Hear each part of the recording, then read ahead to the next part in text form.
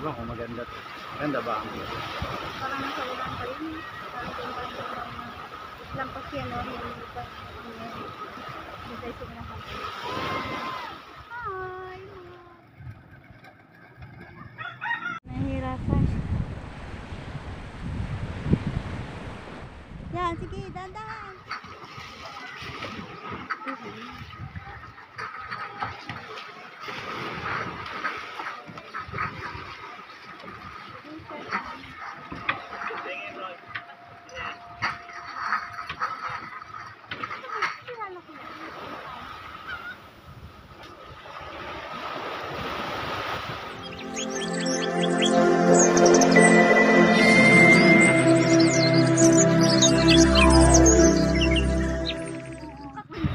Isang mapagpalang araw mga idol.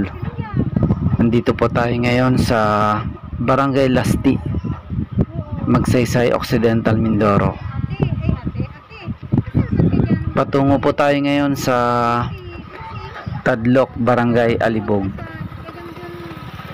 Kasalukuyang andito na po tayo sa daan patungo doon sa pupuntahan natin. At ayun mga idol, hindi natin inaasahan na ganito kahirap ang daan po patungo sa Tadloc. Napakaputik po dito sa bandang gitna, pero tabing aplaya naman po siya. Ayan, at nakaalis na rin tayo. Medyo nahirapan po tayo dumaan doon dahil malalim yung putik, malagkit. At ito po pala yung nirereklamo ng mga taga dito dahil nahirapan po silang dumaan dito, mga taga baryo, dahil ito lang po ang daan patungo sa bayan ng Magsaysay. At talaga pong pahirap sa mga motorista. Saan po kayo galing yan? Ayun, may kasunod tayo na tricycle. Grabe ang init. At nagbabaan po yung mga pasahero niya para makadaan dun sa maputik na yun. At medyo malalim po yung daanan na yun. Tayo naman po ay nagugas ng sapatos. Sapatos pa tayo mga idol. Nugasan muna natin bago tayo tumuli ulit ng biyahe. Nugasan natin dito sa dagat dahil napakalapit po ng dagat. Tabing dagat po tong kalsada na to. At ito po yung nag-uugnay sa Tadloc patungo ng bayan ng Magsaysay. At ayun, tapos na tayo maghugas. At pinagbas na natin yung dinaanan natin. Talagang mahirap ang daanan, lalo kung nakamotor, madulas. Kasi may ano kayo. At ayun na mga idol, Talabi baba mo. tutuloy na po ulit tayo sa pagmumotor para marating natin yung Sitio Tadloc. Medyo malayo po ang pupuntahan natin na to. At ito ay isa sa mga dulong barangay ng bayan ng Magsaysay. Pero may tinatagong ganda ang lugar na to. Kaya ako naman madumihan yan.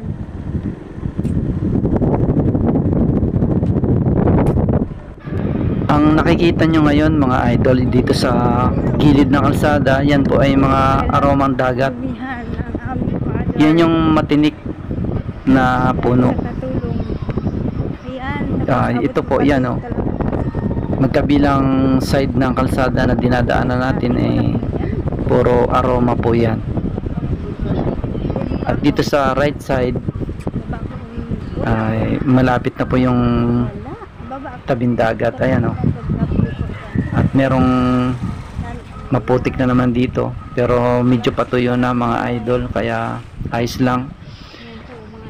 At kung mapapansin nyo po, yung pinakagilid na to ay may kawayan lang. Dito bumabangga yung alon, kaya napaka-delikado pagka malakas ang alon, nababakbak yung kalsada.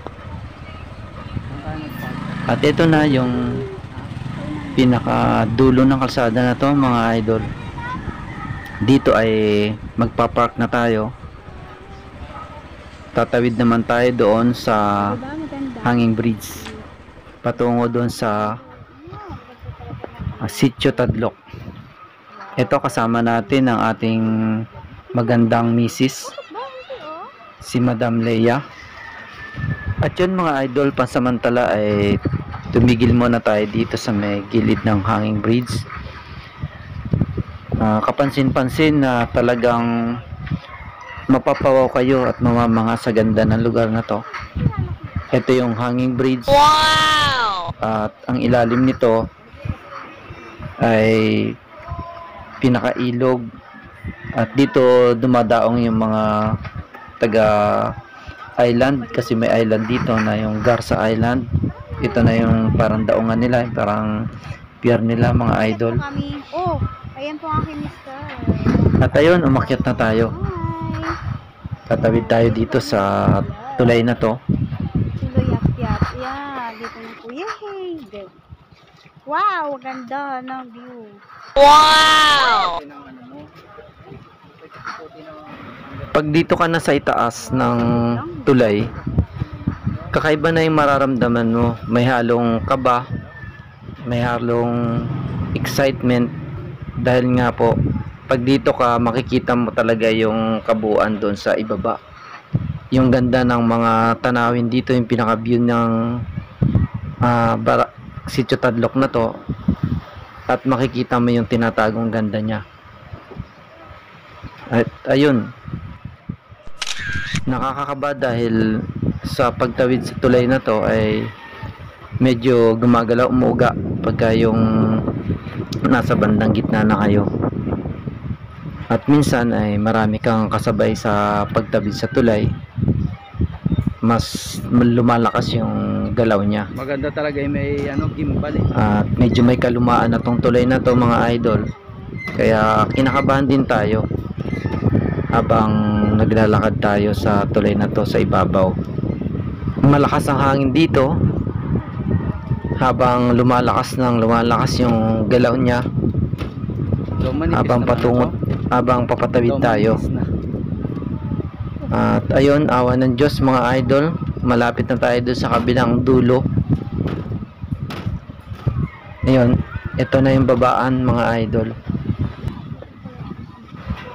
Pansin natin mga idol, maraming naliligo dito ng mga bata, palibasa malaki yung tubig, high tide siya.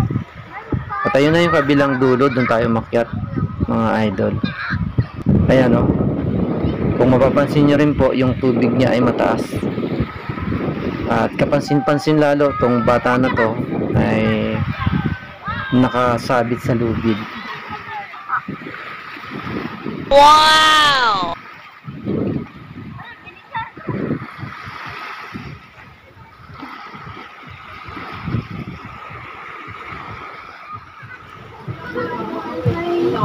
Dito po kami ngayon sa Tadlok. Welcome to Sitio Tadlok, Mahirap lang tayo. Barangay Alibog. Mahirap pa naman. Dito tayo maglalakad ngayon sa tabi ng Ayan, oh. Aplaya para makita natin yung ganda ng lugar na to. Ito yung tinatagong ganda ng lugar na to mga idol. Mapino yung buhangin, malinaw ang tubig, at malawak yung mababaw na lugar. Kahit maglakad ka doon sa may tubig ay malayo yung mararating mo, pero mababaw pa. Ayan o, first time nating nakapunta dito. Dadalaw din po tayo sa mga kamag-anak ng aking sweet na misis.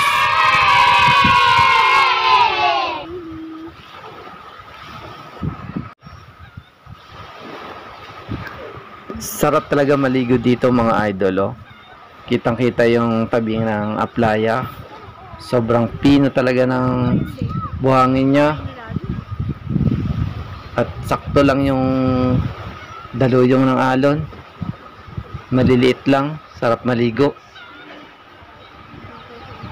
Ayan oh. May nadaanan tayo kanina, mga batang maliliit na naliligo. At ayun, ito ang pinagmamalaki nila. Ang ganda ng view sa lugar na to, sa banda dulo. Yun ang dinarayo dito ng mga tao. Ayan oh. Panalo talaga yung tubig niya, sobrang linaw. At kahit maghapon ka dito magtampisaw, talagang sulit na sulit mga idol. Ganda ng lugar na to. Wala nga daan dito ng tabi.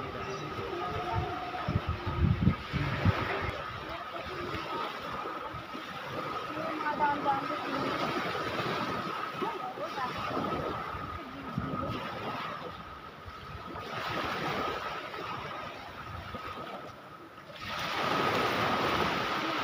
So, iyan na natin to.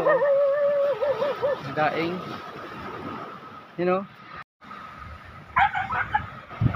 May nadaanan din tayo na bilaran ng mga tuyo.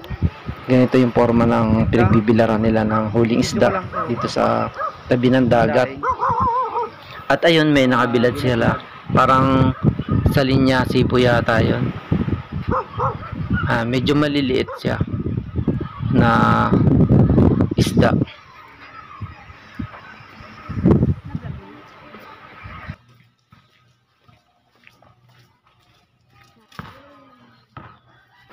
Ito na yung pinakasentro ng Sitio Tadloc.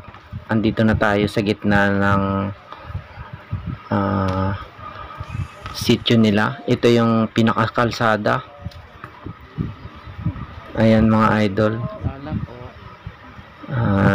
Maraming tao din pala dito. Pagka yung nandito ka na sa mismong gitna ng kanilang barangay. At kakaiba ang lugar na to. Para bang nasa isla ka ang lugar na to. Game. Oh. Ito na po. At ayun, nakarating na tayo mga idol. Tadloc. Ito yung mga Sober ko na. kamag-anak niya. Shout out po sa family Pilardo dito sa Sitio Tadloc. Otoy. At yun, shout out kay Mark Pilardo. Isa rin po siyang vlogger sa FB.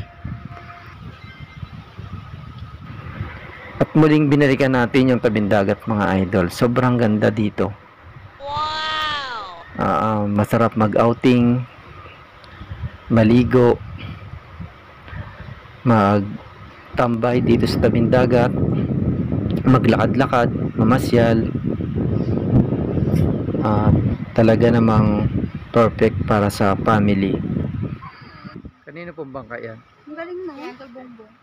May gumagawa din dito ng bangka mga idol. Ito po ay mga kapamilya din ng aking misis. Ayan po. Magaling sila gumawa dito ng bangka. Hindi na sila nagpapagawa sa iba, sila na mismo yung gumagawa. At ayun, na-invite tayo dito sa isang uncle niya na magmerienda.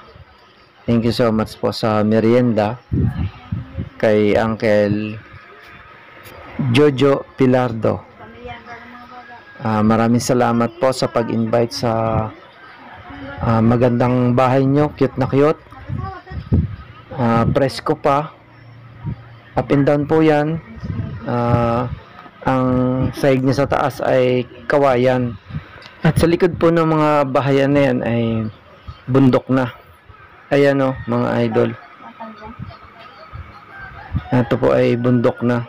Tabing dagat siya, tapos bahayan, tapos bundok na. At ayun po mga idol, sobrang nag-enjoy tayo sa pagtungo natin doon sa Tadloc. Ngayon po ay andito na tayo sa daan, pauwi na po tayo. At sana po ay nagustuhan nyo ang ating video ngayon. Huwag nyo pong kalimutan na i-like, i-share at mag-subscribe po sa aking channel. Hanggang sa muli po, lagi kayo mag-iingat at God bless po sa inyo.